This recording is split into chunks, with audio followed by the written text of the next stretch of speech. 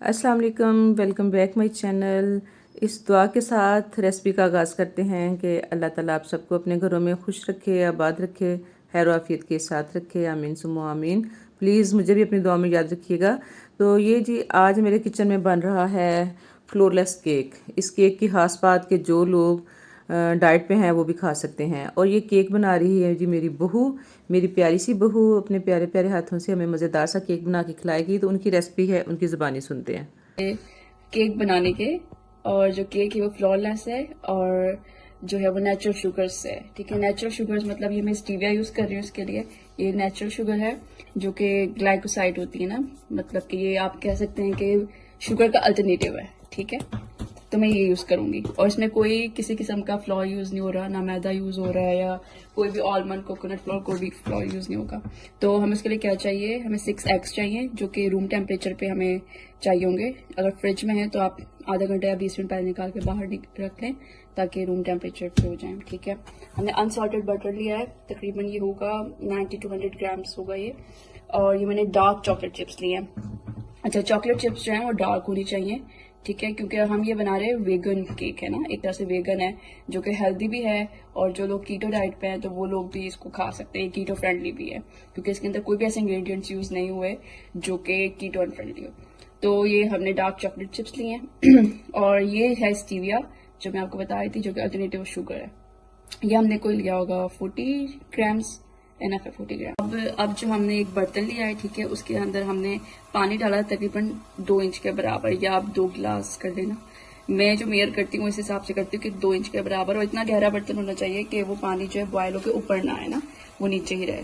तो हमने पानी लिया है, उसको बॉयल किया है। जैसे बॉयल हुआ है तो आप कोई भी जो है वो हीट प्रूफ बर्तन लेना है आपने। मेरे पास ये डिश है, ठीक है, ये मैंने ली है, ये मैंने इसके ऊपर रखी है। ठीक है, अब इसके अंदर हम डालेंगे चॉकलेट चिप्स और बटर डाल देंगे हम। ठीक है, तो ये मेल्ट हो जाएगा स्टीम से, फिर हम ये यूज करेंगे उसके अंदर। तो भी स्पैचुला लेके आप इस तरह से इसको स्प्रेड, चॉकलेट चिप्स और बटर जो है वो मेल्ट होगा। ठीक है, उसी ड्यूरेशन में हमने क्या करना है कि जो हमने 6 एग्स लिए थे उसको हमने ब्रेक करके एग को हमने एग योक सेपरेट करना है और एग वाइट अलग करना है।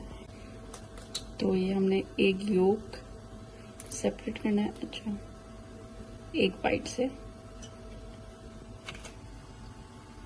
ये थोड़ा मुश्किल लगता है मुझे इस टाइम। ओके, आप देख रहे हैं कि ये बटर जो है बिल्कुल मेल्ट हो चुका है, ये थोड़ा थोड़ा सारा रह गया है, ये देखिए। और ये चॉकलेट चिप्स से बिल्कुल मेल्ट हो गई है ना, तो ये पूरा बहुत अच्छा सा क्रीमी सा पेस्ट बन चुका है। अच्छा, आप ये वाला स्टेप जो है आप अवन में भी कर सकते हो, लेकिन अवन में जो टेम्परेचर का कुछ लोगों को मसला होता है, तो थोड़ा सारा मुझे भी है, तो इसलिए मुझे स्टव ज़्यादा फिजिबल लगता है इस काम के लिए। ओके, ये हमने एग योक्स अलग कर दिए हैं और एग वाइट अलग कर दिया है। जो नेक्स्ट स्टेप है वो ये है कि हमने बीटर लेना है और इसको बिल्कुल जो है ना वो स्लो स्पीड में रखना है। गैस, हाँ, तो उसको स्लो स्पीड पे हम इस तरह से बीट करेंगे। इस तरह से जो स्टेप जो है बहुत ज़्यादा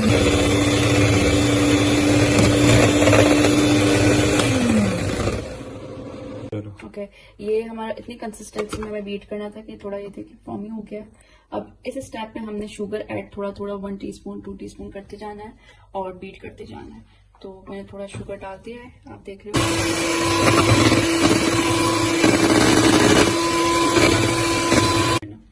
अच्छा, ये हमारी शुगर जो है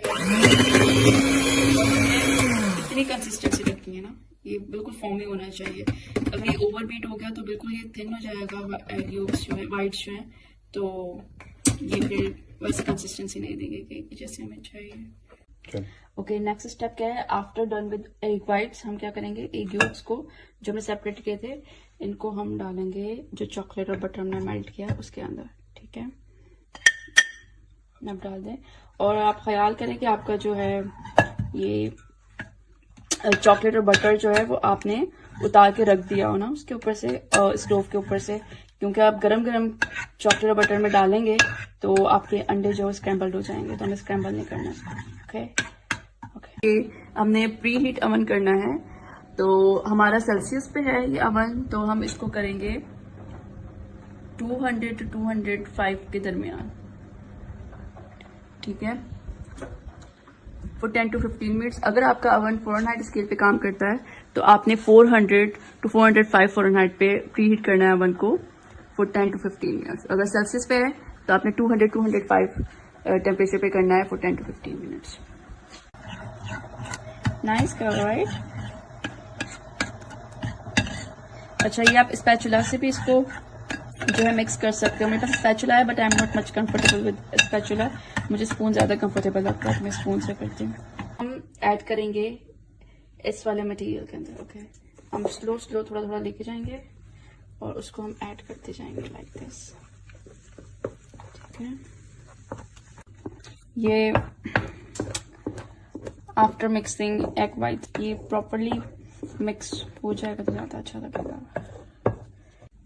ओके, ये फाइनल लुक है हमारे मैटर की। ठीक है, अच्छा, अगर आप इसके अंदर कुछ और भी ऐड करना चाहते हैं जैसे ड्राई फ्रूट्स है वो क्रश करके डाल दें, ठीक है, तो वो भी डिलीशियस लगता है। लेकिन मैं प्योर चॉकलेट केक बनाना चाह रही तो मैं कुछ भी ऐड नहीं कर रही। तो अब हमने क्या किया, एक बेकिंग कंटेनर लेना है।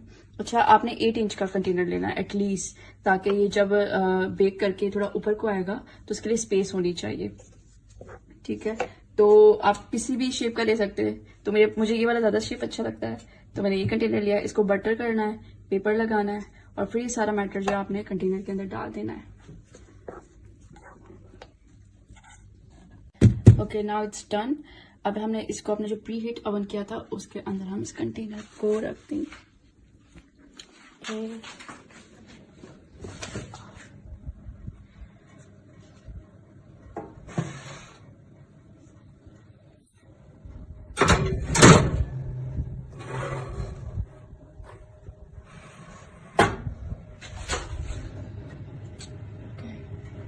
For 40 to 45 minutes.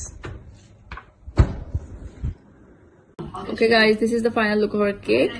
मैंने इसको गार्निश थोड़ा कर दिया जा सकती है कोकोनट से, जो मुझे बहुत पसंद है इसलिए। आप इसके ऊपर ड्राई फ्रूट्स भी डाल सकते हो, आप इसके ऊपर चॉकलेट पाउडर भी डाल सकते हो, वॉट एवर यू लाइक। लेकिन दिस इज वेरी डिलीशियस, आप जरूर ट्राई करें इसको। और ये बहुत कीटो फ्रेंडली भी है और हेल्दी भी है। Thank you so much for watching.